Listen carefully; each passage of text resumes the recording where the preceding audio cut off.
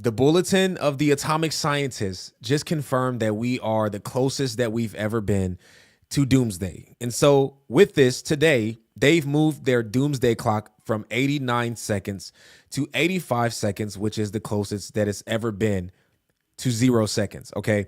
Now I want to show you guys these videos because this only confirms what the Bible says, that things are going to go from bad to worse, and that there's going to be rumors of wars, different things taking place.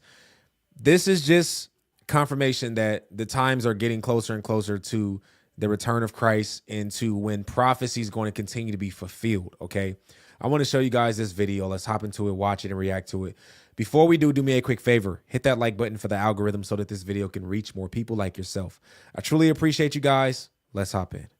It's officially 85 seconds to midnight, meaning we are closer to the end of the world than ever before. That was the news from the Bulletin of the Atomic Scientists, who have been tracking the danger to humanity since 1947. It started at 7 minutes to midnight as the world reckoned with the new threat of nuclear annihilation and the start of the Cold War. Over the last 80 years, we've moved closer to a global catastrophe, with numerous wars, including in Vietnam and Afghanistan, and more countries building up their nuclear arsenals. There were occasional improvements, such as the fall of the Berlin Wall and global treaties to reduce weapons. But overall, the countdown continued, especially as the effects of climate change began to take hold. In 2020, we hit 100 seconds to midnight, with the threat of cyber warfare prompting the decline. This year, increased aggression from Russia, China and the US, as well as the breakdown of global cooperation, have brought us closest we have ever been to catastrophe, with scientists warning that something needs to change. So they believe that the end of the world as we know it is getting closer and closer.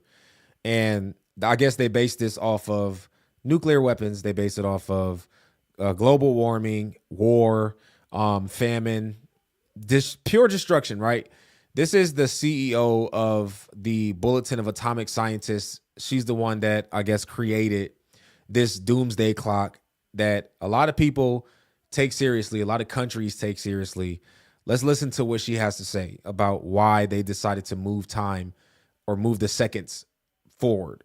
Determination of the Bulletin Science and Security Board that humanity has not made sufficient progress on the existential risks that endanger us all.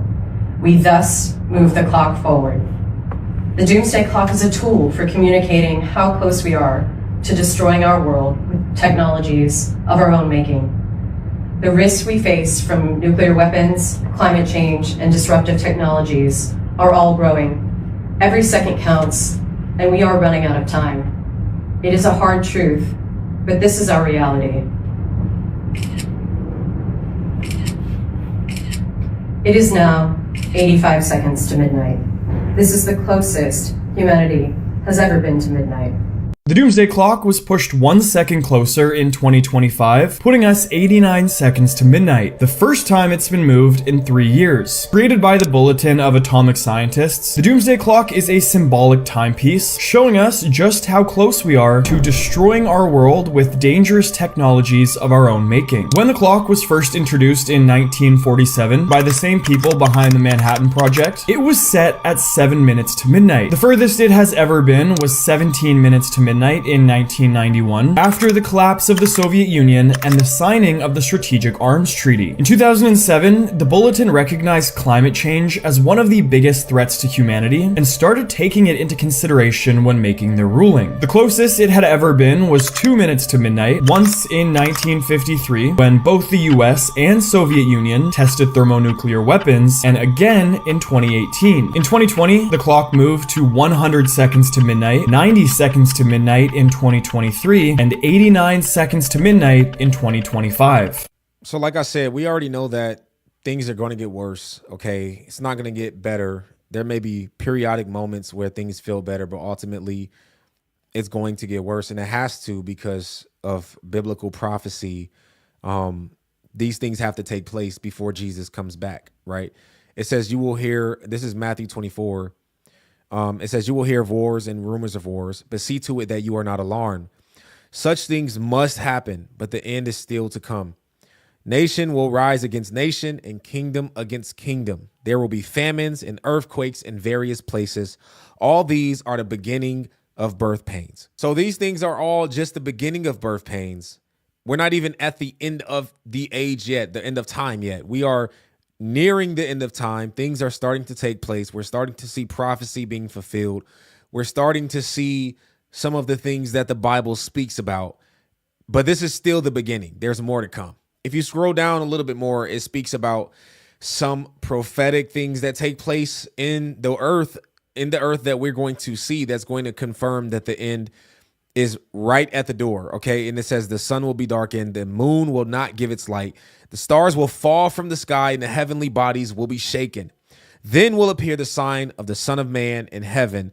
And then all the peoples of the earth will mourn when they see the Son of Man coming on the clouds of heaven with power and great glory. And he will send his angels with a loud trumpet call, and they will gather his elect from the four winds, from one end of the heavens to the other. Okay, so the things that we see taking place in the world, there's already been tons of wars. There's been various earthquakes taking place. We've seen signs in the sky. We've seen famines happen in multiple areas. These are all just birth pains. These are all the beginning of the end. And later on down the end of this chapter, you'll see this. And I think this is a call to action for every believer to stay prepared, because we don't know the time or day officially that Jesus will come. We will see the signs, but we won't exactly know the exact hour. It says, therefore keep watch, because you do not know on what day your Lord will come. But understand this, if the owner of the house had known at what time of the night the thief was coming, he would have kept watch and would not have let his house be broken into. So you also must be ready, because the Son of Man will come at an hour when you do not expect him.